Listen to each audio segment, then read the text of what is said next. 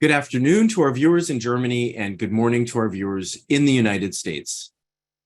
Hello, I'm Steve Sokol, the president of the American Council on Germany, and I'd like to thank you for joining us for today's Kaffeepause, where we regularly check in with a journalist based in Germany to talk about the news stories behind the headlines. And today, I'm delighted to speak with Loveday Morris. She's the Berlin bureau chief for the Washington Post. Loveday, thanks so much for joining us today. No problem. I'm delighted to see you. We last saw each other in person in Munich on the periphery of the Munich Security Conference, and undoubtedly some of the topics that we talked about then will be things that we'll touch on today in our conversation. But as many of our regulars know, I often like to start the Kaffeepause by sort of getting a sense of the political mood in Berlin, if you will. You, of course, have been away for about a month, doing some other things. And so I thought it'd be interesting to hear from you as you kind of re-enter the Berlin political scene, what the top stories are, what the top issues are that you're thinking about as you touch down again and put your finger on the pulse of what's going on in Berlin. Sure. Well, obviously this week just confirmed we're having the national security strategy announced on Wednesday.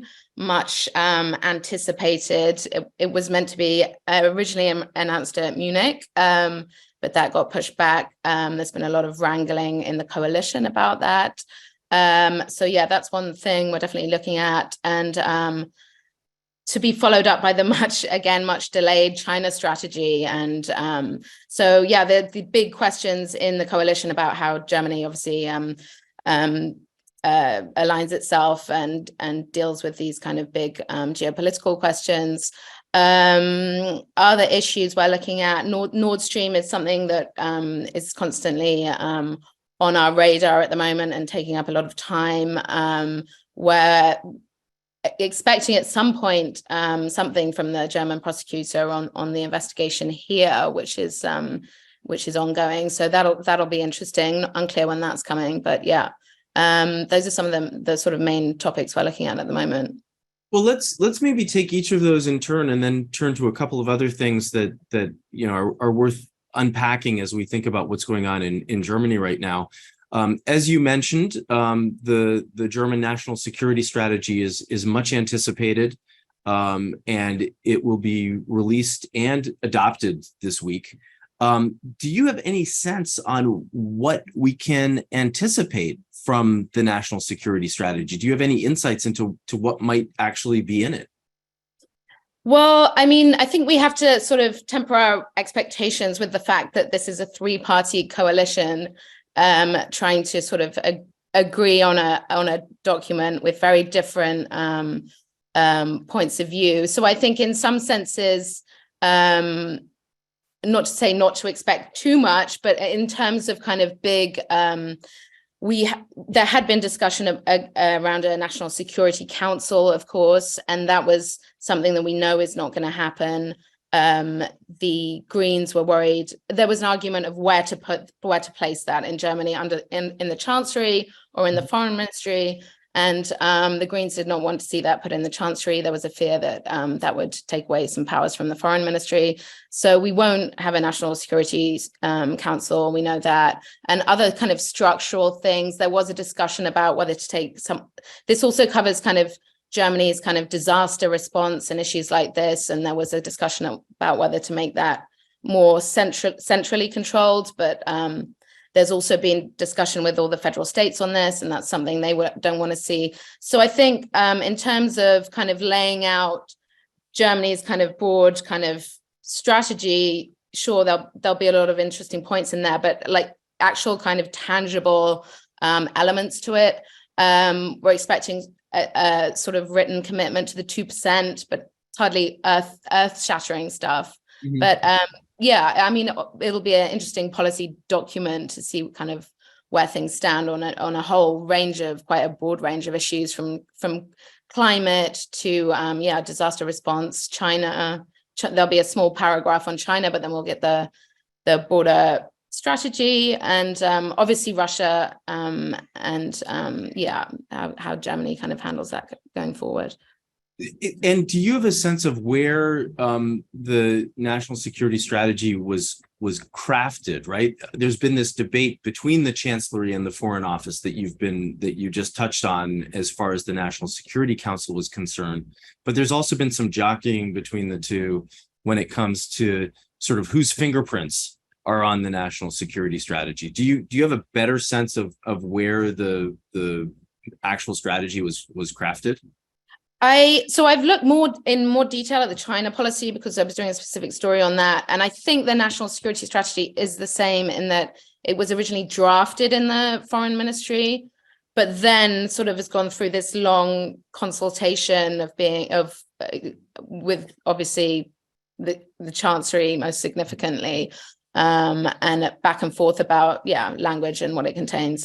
But my understanding is that it was the same. The original kind of draft came from the foreign ministry, and Baerbock, going way, I think it was last summer, she did that kind of tour around Germany to get kind of feedback of what should be in it. So the foreign ministry definitely played a kind of key role in that. But then there's been a sort of long consultation, and And so, as you said, the national security strategy was, I guess, initially supposed to be released last year in November or December, certainly well before the Munich Security Conference in February, and then that was pushed back to sort of just before the Munich Security Conference, and here it is, the middle of June, and it's finally coming out. Similarly, the China strategy was supposed to be released sort of shortly after the national security strategy, and in some of the conversations that I was privy to, there was discussion about, definitely making sure that the national security strategy and the China strategy were in sync with each other. But it now, sounds as if, from what you're saying and some of the other reporting that I'd been reading about, that there's going to be very little mention of China in the national security strategy, with sort of a, postponing of really commentary on Germany's position or Berlin's position vis-a-vis Beijing, vis-a-vis China, until the China strategy is released. Do you have a sense of when that might come out? Well, so it will definitely be after the visit of the Chinese Prime Minister, which is June 20th. Or obviously, it's only 8 days away, but they've been saying that for a while. But actually, I mean, some of the conversations I've had in Berlin, people have said that they'd be surprised to see it this year. That, I mean, one person I spoke to said that. We'll see. I mean, but definitely, I think we're looking at the fall at the earliest for that. Yeah, I mean, and we'll get a sort of a paragraph or so in the national security strategy, but I think it will be relatively cursory, and there's still a lot of hashing out to happen on the China strategy. There was a draft that kind of leaked late last year, which was the foreign ministry draft again, but it'll be interesting to compare the two and see what stays in that when we finally see it. I imagine it will change quite a lot. I mean, so I was going to ask you, where do you think there will be some changes, or what might change? I mean, a lot of people. I mean, there's definitely a lot of wrangling about the language first. And then the kind of, again, the more kind of tangible steps that are in it. In the draft, there was they wanted to put a cap on state guarantees for investment in China. And I think issues like that are like really, being debated, the kind of any actual real curbs on investment, or vice versa, and and language. Obviously Baerbock has much more strident language on China than the Chancellery, so I think that's definitely an issue also. So we'll have to wait and see. Obviously this week we'll know a little bit more about the national security strategy itself. But then, of course, we will find out more about the China strategy whenever that's released. The other big issue you said that you're following at the moment is Nord Stream, which is taking up a lot of time and energy in terms of just figuring out what's going on. And I guess it would be very interesting for our listeners, for our viewers, to hear a little bit more about what's at stake. Is this all related to the terrorist attack on the pipelines, where certainly a number of German members of parliament have called for an inquiry and really asked to know sort of what is going on? I think the SPD parliamentarian Ralf Stegner is the chair of the committee of inquiry and the subcommittee on disarmament, who's been one of the leaders in sort of asking questions about Nord Stream. But what angle have you been taking in terms of what you've been following and trying to come up to speed on? Well, actually, there's been a lot that's come out in the German press about the investigation itself. I mean, so there were a lot of, I don't know if you've followed the kind of yacht, the Andromeda yacht kind of thread, and that's obviously where the German public prosecutor has a investigation at the moment, which is where we're expecting kind of some really tangible announcements from some of that stuff's leaked about, the explosives, matching the explosives on the yacht, matching what was used on the pipeline. And now there's a lot of inquiry into kind of the Polish side of this, because it looks like this group that they're looking at used Poland as a staging ground and a sort of base of operations. I think on the political level, there's a real concern about this kind of dearth of information at the moment, and of official information, and that how that can be used for, disinformation, and, a lot of the stuff that's, come out, throwing accusations here and there, and that it's just kind of, it's just not helpful to anyone really to have this lack of information, and the information space can be taken over by disinformation. I think, there's a lot of calls for Germany to kind of hurry things along and put out its findings, but maybe there's also concern about what those findings are, and how you, it'll be interesting. Is that leading to pressures within the coalition as well? I'm not sure about that, actually. I haven't followed, like, if that's kind of a topic. I don't think so. I think, like, broadly across the coalition, people would be more or less. I don't see it as an internal issue of friction. I could be wrong, but I haven't heard a lot about that. So I have a question from one of our viewers while we're talking sort of about the international scene, that I'm not sure if it's something that you've been following, but one of our viewers writes that given that the NATO Secretary General is at the White House for a farewell visit, do you know if Germany has a pick for a successor as Secretary General? And do you know if a woman could possibly get the job? I do not know if Germany has. There were a couple of names. I don't know, actually. Who they'd be gunning for. Fair enough.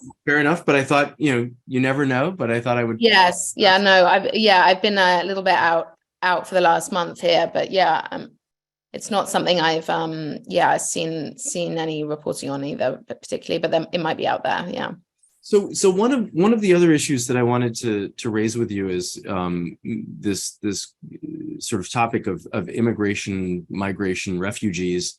I had an interesting conversation with somebody yesterday who was talking about the fact that Germany has been very reluctant to declare itself a Migrationsland, or a country of immigrants, and does not really have policies in place that make it easy for immigration and for refugees to actually sort of become integrated. Meanwhile, I've spoken with other people who have said that there's a tremendous amount of movement forward, and that at this point in this day and age, one can and should think of Germany as a Migrationsland. How big an issue is migration right now in the public discourse? I'd say it's a pretty big issue. I mean, obviously on the EU level, we've had the big EU migration policy just finally some kind of agreement on that. But in public discourse, yeah, I mean, numbers are hugely up. Asylum numbers, I think they're up sort of 80% on last year. And it's a huge issue. It's also a huge issue because there's the lack of skilled labor is a huge issue at the moment in Germany. I think something like 50% of companies say they lack skilled labor.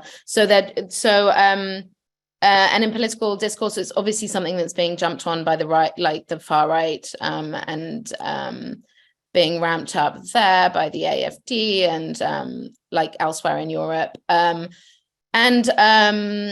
Yeah, I mean, I think on the kind of municipality level, people really feel that, you know, the local authorities really feel that there's a lack of space and resources, and are asking for more resources. I mean, a lot of the asylum centers are full.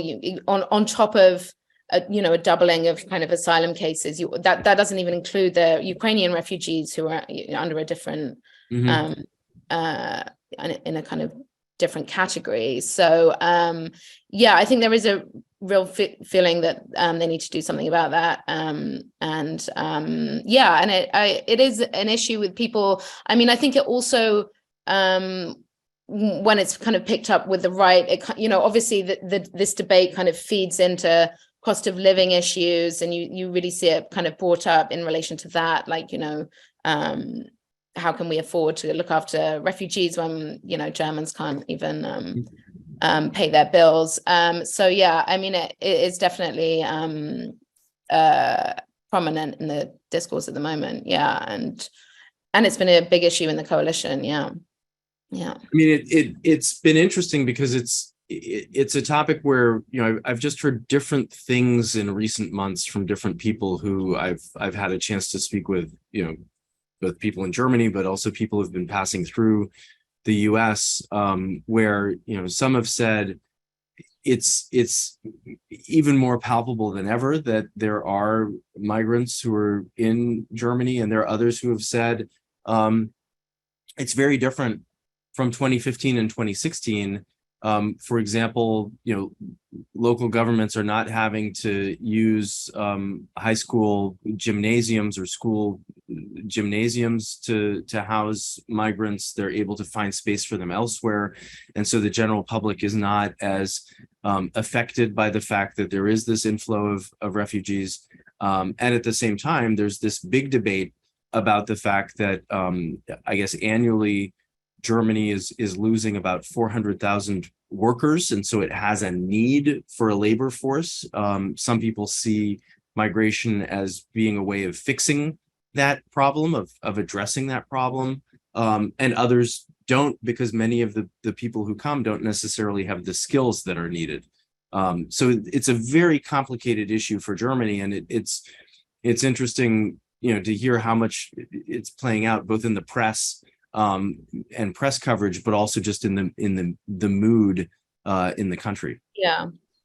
I mean, comparing to 2015, it was obviously I suppose the scale of it was much more dramatic. It was like in in those scenes of refugees kind of walking across Europe's borders.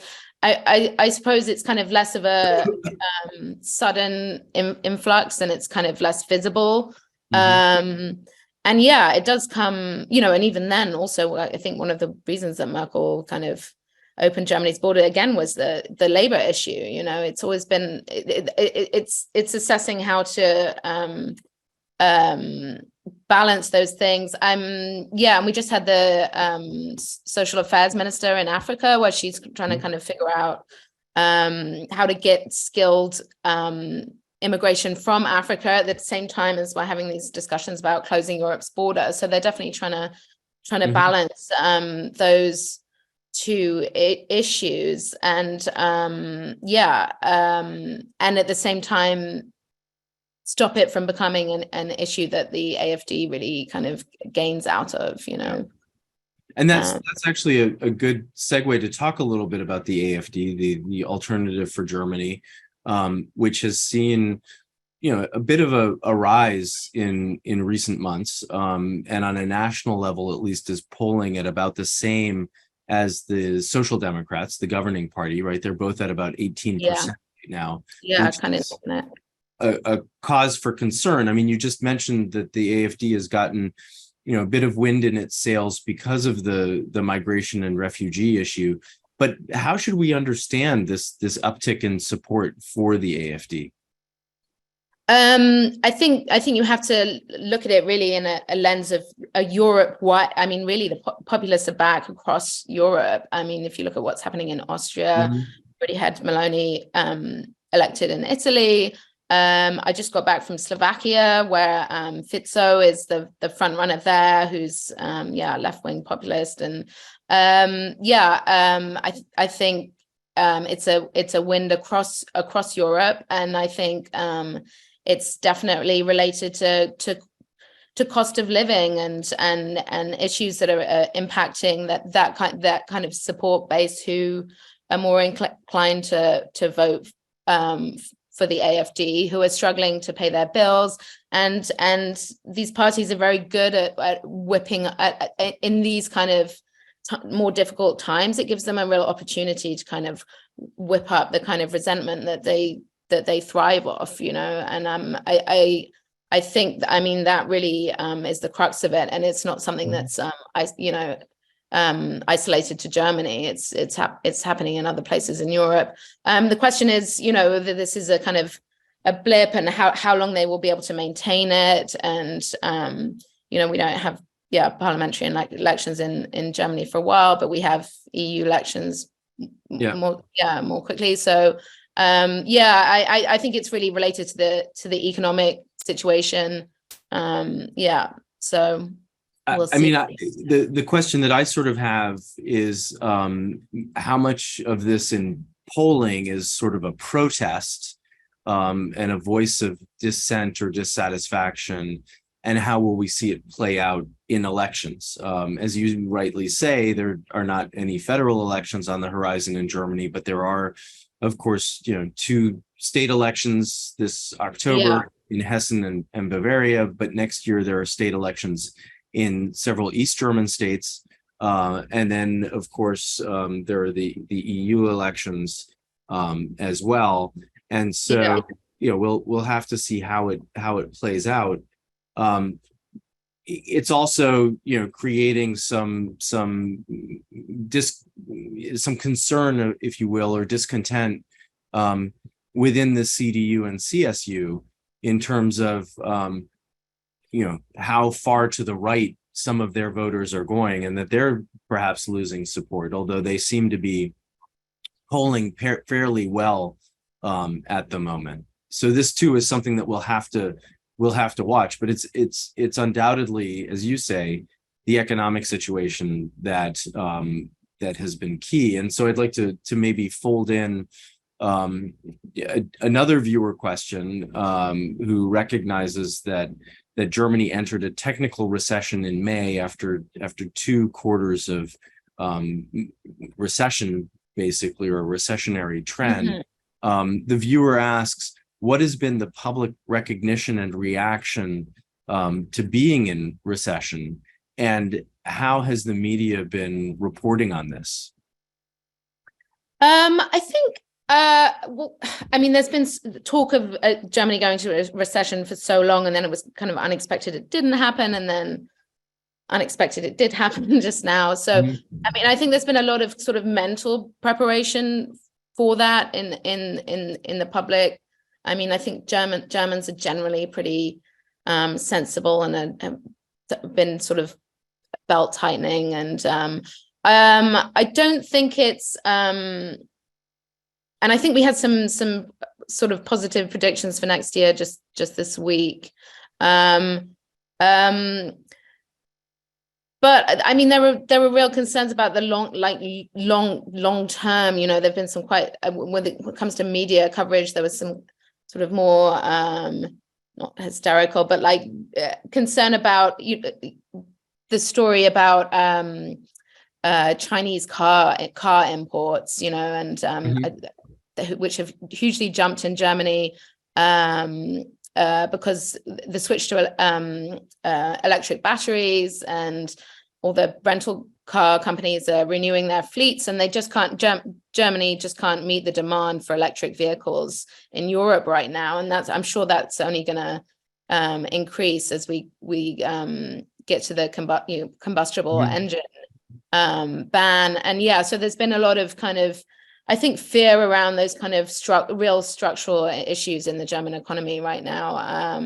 Yeah, it'll be interesting to see how things go on that front. And again, the labor shortages and but I mean, it doesn't feel I don't know. Yeah, it doesn't feel that sort of gloomy on an economic front. Anecdotally, like so maybe related to that, if it doesn't feel as gloomy on an economic front, despite the numbers and despite the trend, what's your sense of how the coalition is holding together? I mean, obviously, you talked a little earlier when we were speaking about the national security strategy about the fact that this is a three-party coalition that has to reach a common denominator in its policy prescriptions. We've obviously seen some infighting and some tensions within some of the party factions, but certainly within the governing coalition. What's your sense of how things are holding together right now?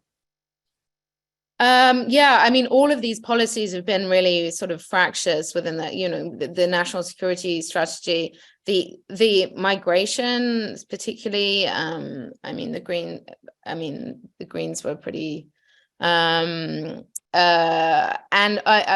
the heat. There's actually this week is sort of we have the heating bill. The Greens are accusing the FDP of blocking that, and then we have the budget discussion. The budget's going to be the big one.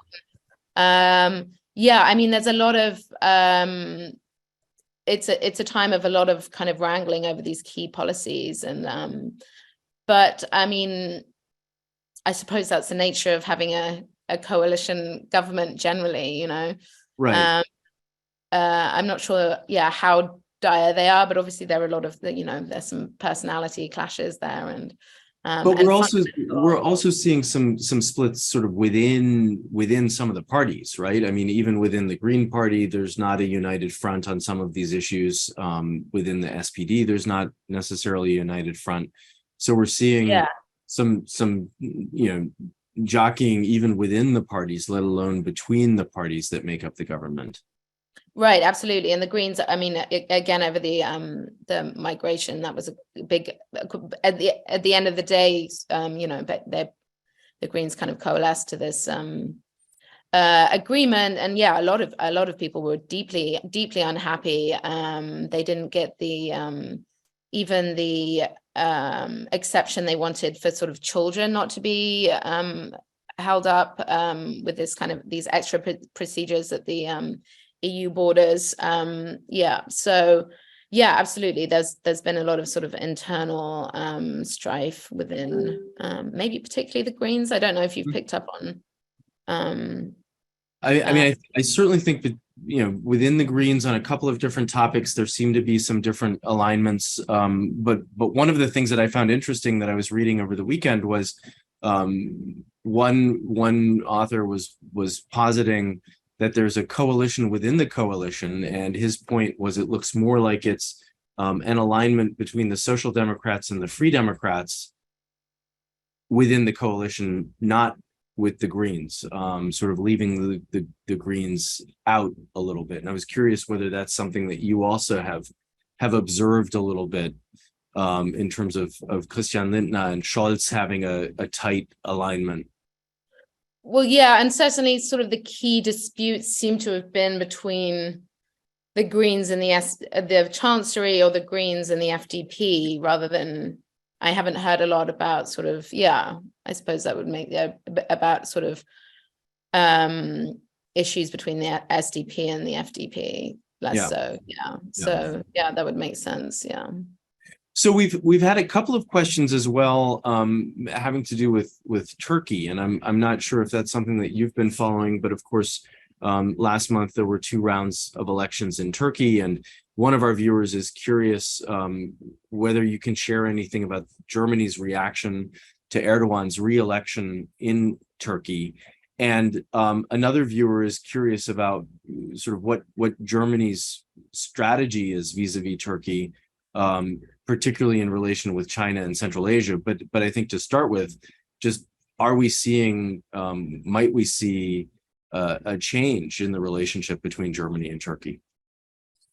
It's not something I've looked at hugely, sort of the relationship with Germany and Turkey, obviously, other than sort of in the context of the ongoing sort of NATO frustrations with Turkey over Finland and Sweden's bid. Yeah, I mean, I think obviously there was a lot of kind of maybe slightly wishful thinking about a change in government, but I mean, I think Erdogan is like, I mean, you know, the devil they know in a way, you know. Yeah, so yeah, I'm not sure the reaction there to him being re-elected. I mean, I'm sure publicly it was congratulations, but I'm not sure what the feelings were behind closed doors, particularly.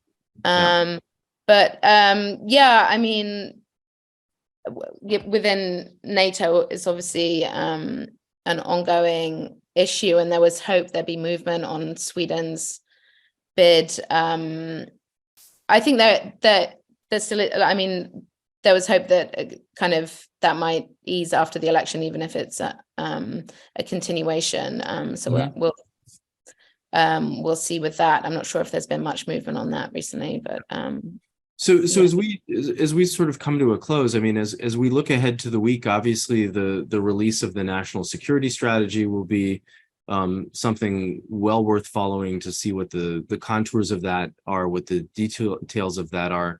But in addition to that, are there any other, you know, stories or narratives that you would encourage people to pay attention to that might be unfolding this week or over the next few weeks? I mean, we've obviously already talked about it, but I do think the migration issue is going to be such a fundamental one in the EU going forward this year. I mean, and how to kind of deal with that. I mean, they're putting everything they can into it. We've just had, you know, von der Leyen and Meloni, and they're in Tunisia now. That's going to be a key issue. Yeah, and then I mean, and generally, yeah, going into this summer, on a German level, yeah, it's going to be interesting to watch coalition. They do have a lot of these issues that they're scrambling over at the moment, and that they need to kind of figure out before the summer. Yeah, and then what else do we have? Yeah, I think that's about it. But I think, I think those are some of the main, you know, the main topics. I mean, in terms of following the coalition, and also in that sense, I guess, following the opposition, one of the former leaders of the Green Party, Jürgen Trittin, was just calling for I guess a meeting of the Green Party that had been unscheduled to talk about some of these issues that the party is addressing. Certainly there are some noises in the CDU camps about sort of the strategy for the Christian Democrats moving forward, and what sort of a profile they will have moving forward. So I think that these are very much the kinds of issues that we can look forward to following in the weeks ahead, as we try to get a better understanding of sort of what the German political landscape looks like. I suppose maybe climate also is a big, how they kind of tackle. Again, that's another big issue in the coalition. We kind of hit on a little bit with the heating bill, but yeah, I mean, again, the Greens have these kind of lofty aims, and the FDP, there's kind of definitely disagreements of how to get there. And among the population, it's another issue that's being jumped on by the right. You know, like this is going to be expensive. unnecessary, that with the cost of living. So yeah, a lot of climate issues, and the climate activists have been out in force also. So yeah, recently we found. So perhaps one final question that just came in from one of our viewers, who points out that we haven't really talked about Ukraine very much. And it has been reported in the US press that the Leopard tanks have been in the battlefield as Ukraine ramps up its counter offensive. Our viewer asks whether this has gotten media and public attention or any discussion at all, the fact that the Leopard tanks are now out on the battlefield and seem to be making a difference. Sure, yeah, I think it has been covered. I think there was a plea again for more today. I think I saw from on the Ukrainian side. Yeah, I think it's I think we've got, aside from fighter jets, which obviously there's still a lot of discussion over. I think we've kind of got over a lot of those initial hurdles of, whether we're going to send heavy weapons or not. But now really the focus is on maintaining supplies and ammunition in particular. There's such huge demand, and one of the key questions in Europe right now is whether is getting industry up to speed, because that's something people have been talking about over the past year, but it's been kind of slow to happen, and industry is wanted kind of guarantees, when and sort of some visibility on future orders before they invest a lot of money in expanding supply lines, it's not production lines even, but yeah. I think that's going to be the kind of key issue really going forward, is kind of how you keep up that supply of Leopard tanks. Now Europe's kind of repaired and kind of given all these spares to Ukraine. I mean, just the amount of material that they're going through generally is like, how do you keep up with that? So I think that's the big question going forward. Well, Loveday, thank you so much for joining us today. This has been an incredibly informative and interesting conversation. Obviously, we covered a lot of topics, but that's the idea at our Kaffeepause, and you've certainly given us a chance to sort of get some insights on what's going on in Berlin and in Germany today. So many thanks to you for being with us. No problem. Thanks, Steve, and thanks everyone. Take care. All right. Bye.